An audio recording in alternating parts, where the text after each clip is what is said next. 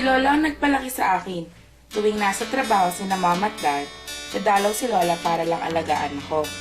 Palagi niya ako dinadala sa iba't ibang lugar dito sa Pasig. Pero matagal ko nang hindi nakikita si Lola. Nagsisisi ako dahil hindi ako nagkaroon ng oras para lang sa kanya. Kaya ngayong undas, ako naman ang bibisita kay Lola.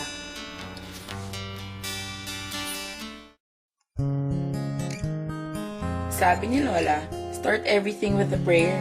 Dito nga ako una natutong magdasal. Apo, kilala mo ba ang mamang naroon sa krus? Sino po siya, Lola? Ayan, si Kuya Jesus mo.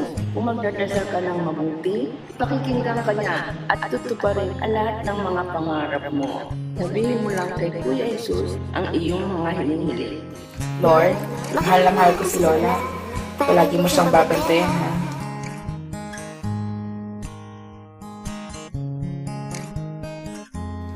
Nung bata pa ako, kinuwento sa akin ni Lola ang alamat ng Ilog Pasig. Apo, noong unang panahon, may magkasintahan. Ano pong mga pangalan nila?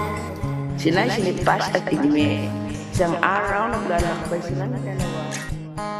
Teka, hindi ko na malala eh. Kaalis na nga. Sa lahat ng mga lugar na pinuntahan namin ni Lola, itong bakery ang paborito ko. Love na love ko ang mga tinapay nila.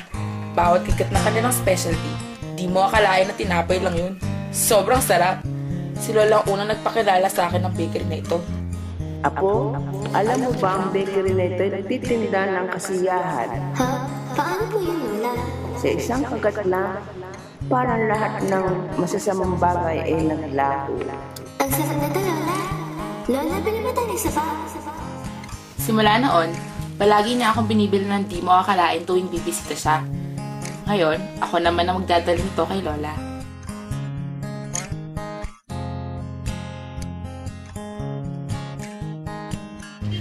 Uy! Alala ko dito ako natapa ah.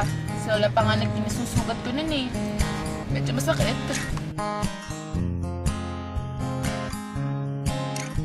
Ang rami kong napagdaanan kasama ni Lola.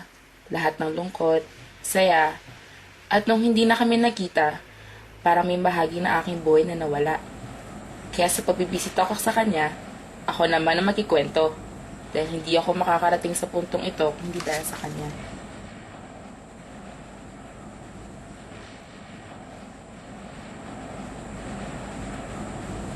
Hello, Lola? Uy, Lola, kamusta na po kayo? Opo. O nga po eh, binisita ko po si Lolo kanina. Pwede po ako tumalaw dyan?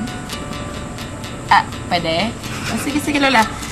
Eh, Lola, pakwento nung alamat ng Ilog Pasig, ha? Medyo nakalimutan ko na eh. Bye. Dito sa amin, bawat tao, bawat lugar, bawat bagay, may kanya-kanyang kwento. Ikaw, anong kwento mo?